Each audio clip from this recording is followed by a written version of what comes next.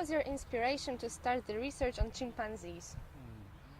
It's a sort of by chance. I got a job in the Primate Research Institute, and a year later, after I came, a chimpanzee named she arrived, and my professor asked me to do the study of chimpanzees. How have your research on primates benefited from your philosophical background? Oh, yes. My major was philosophy. When I was undergraduate student, at the age of 18, I went to Kyoto University, and Kyoto University has very strong tradition of philosophy.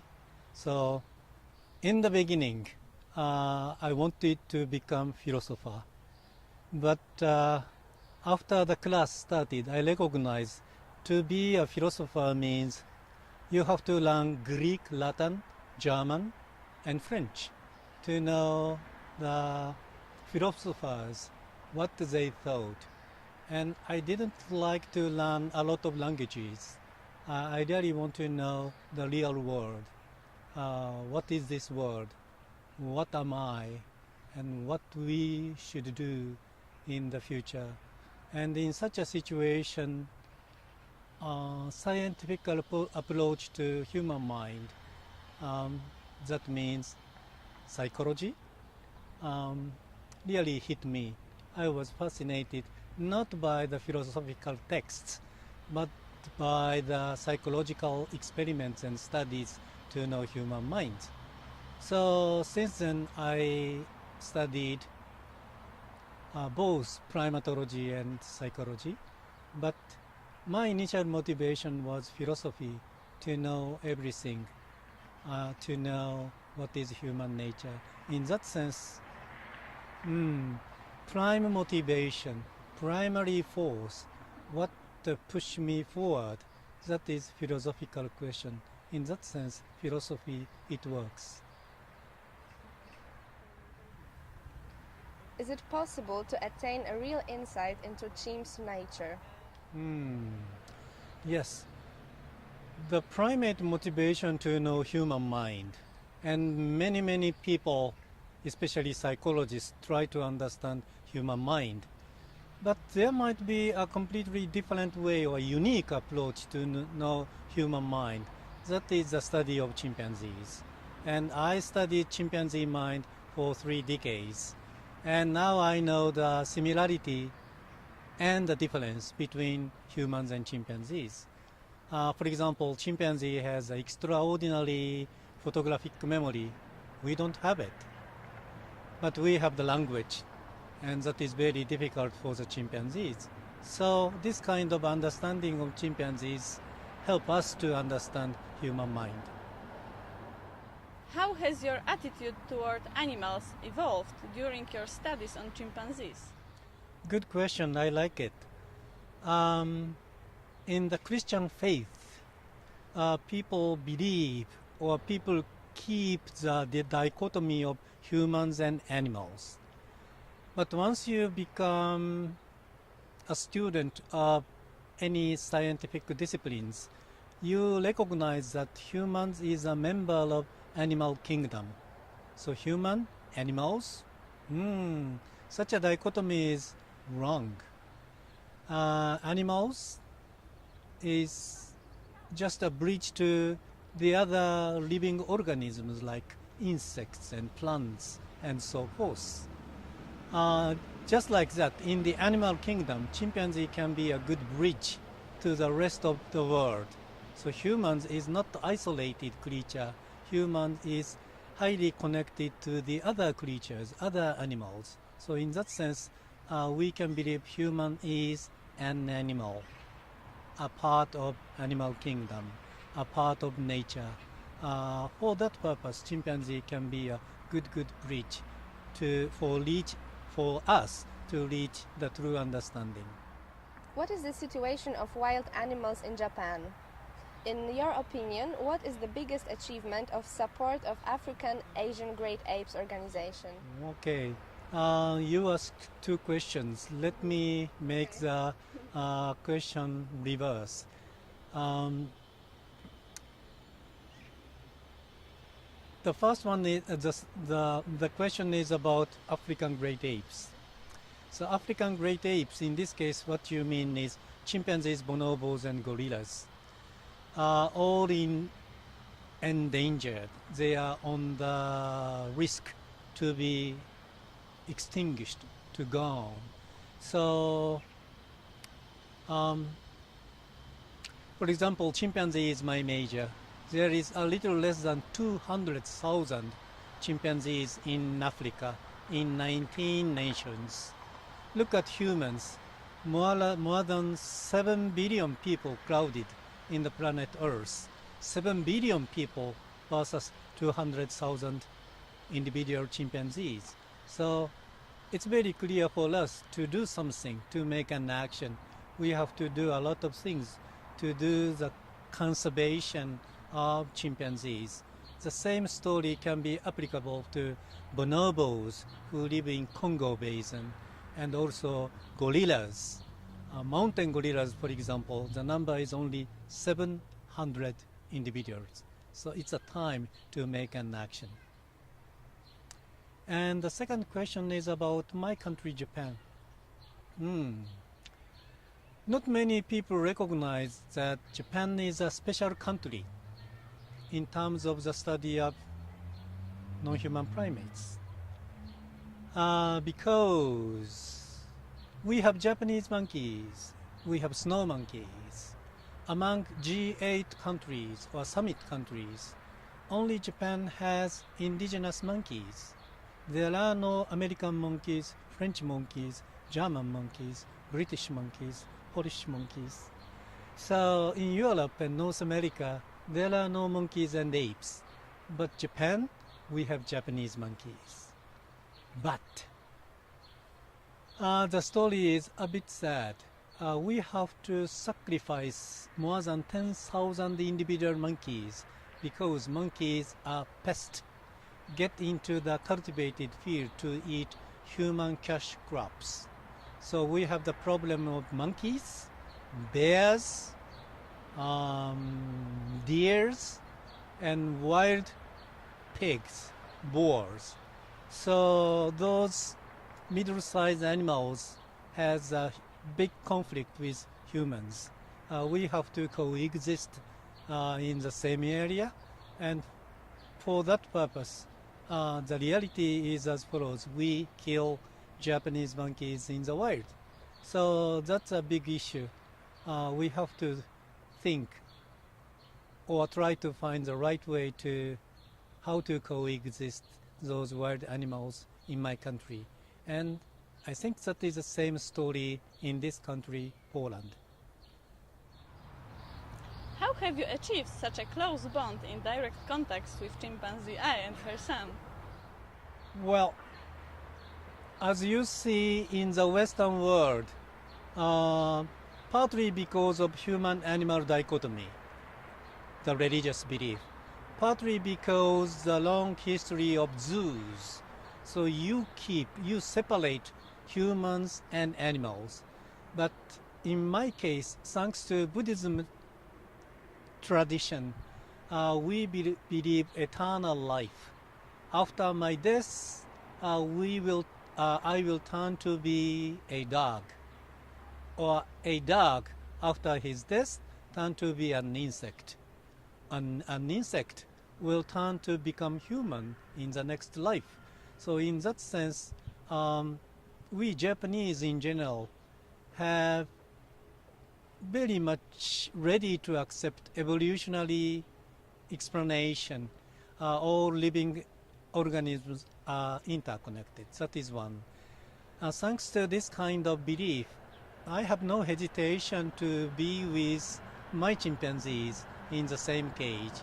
And thanks to my field work in Africa, I know wild chimpanzees, I know the behavior of chimpanzees. So carefully following chimpanzee way, like hand grunting, or laughing, smiling face, I can become a good friend of chimpanzees. I know how to get along with the chimpanzees. So that is a clue to understand my relationship to my chimpanzees, I, Ayumu, and the others.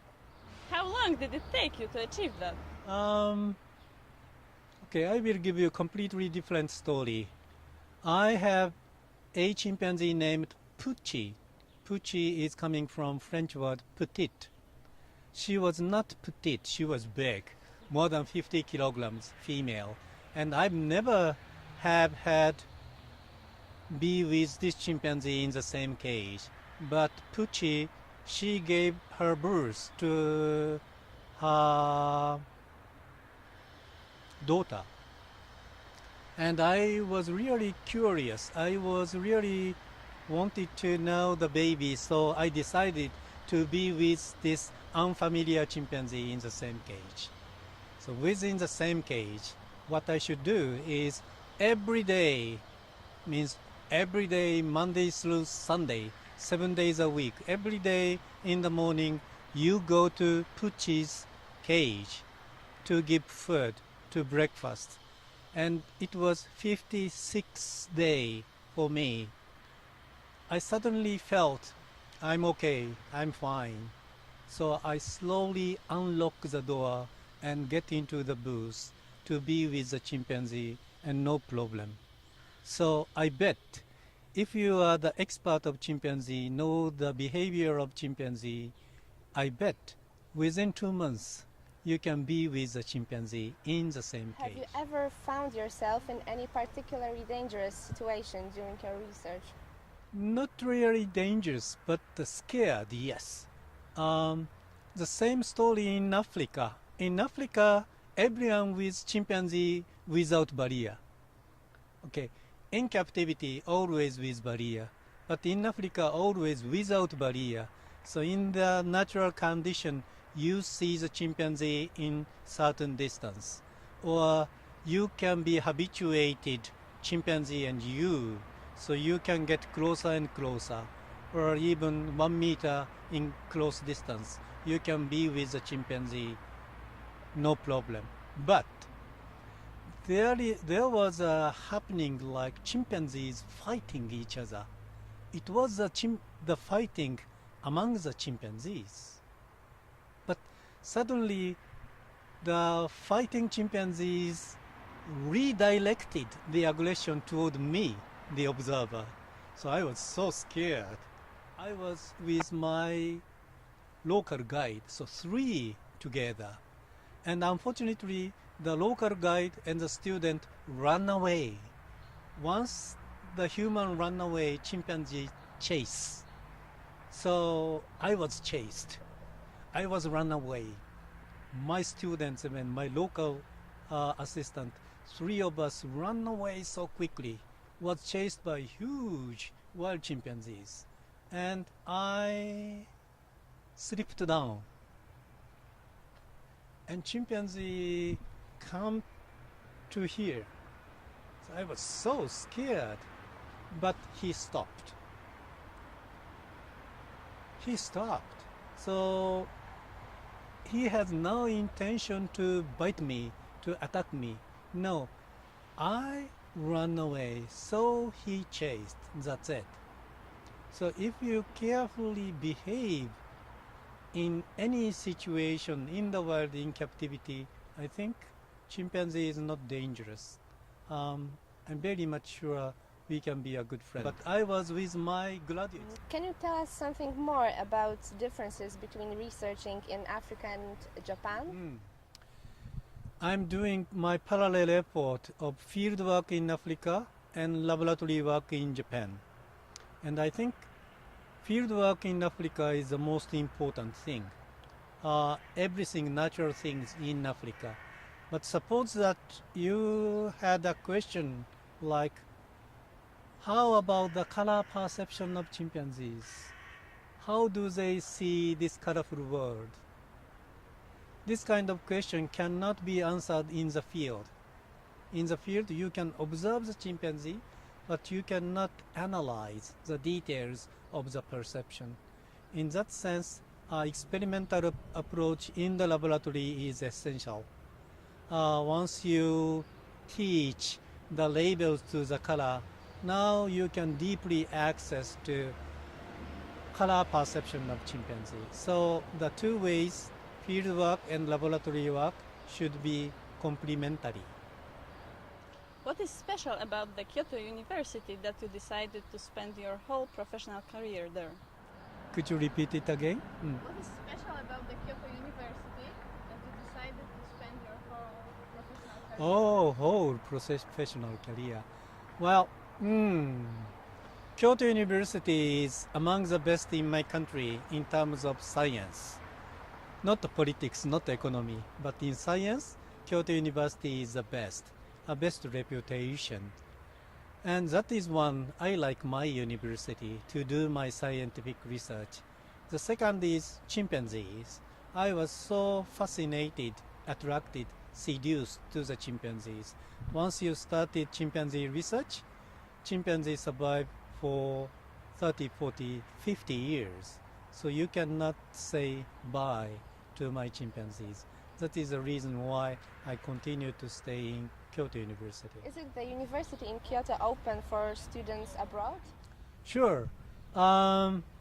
This time I was invited to come to the University of Warsaw, but I'm very much ready to make the announcement that Kyoto University is very, very happy to welcome all foreign students. And actually, I have many foreign students. I have supervised Americans, British, French, Dutch, Portuguese, not yet Polish. So I welcome any kind of foreign students to come to join us to do the field work in Africa and the laboratory work in Japan. What is, in your opinion, the level of ecological awareness among youth in Japan? So Japan is a special country in terms of the primate research, and we should be proud of having Japanese monkeys, snow monkeys in the world. But actually, we have to sacrifice the pest animal, the monkeys as a pest, to get into the cultivated field. So still we are on the way to reach to the final solution. Ecological awareness. Yes, it is important, and we should proud of. Not many people recognize Japan is really, really green country. 70% of the land is covered by the forest, the mountains. And this means there are a lot of monkeys. We are on the way to find the best way to coexist with monkeys in the wild. And how can learning on site in nature increase that awareness? Pardon?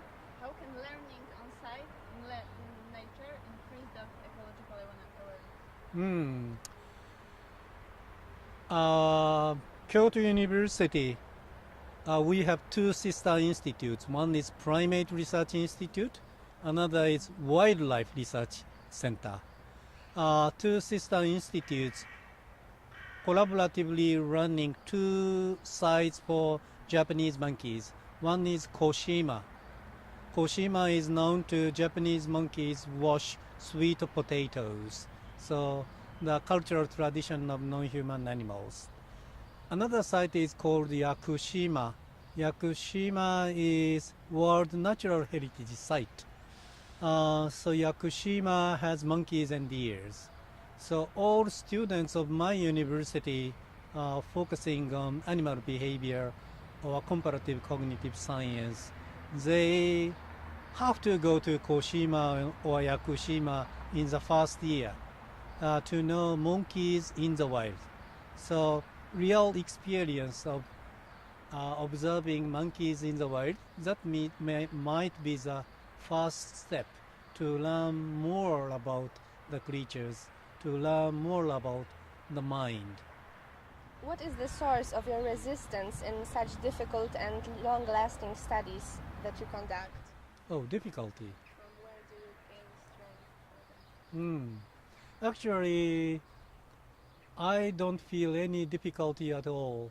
So I really enjoy my life of studying chimpanzees in Africa and in Japan.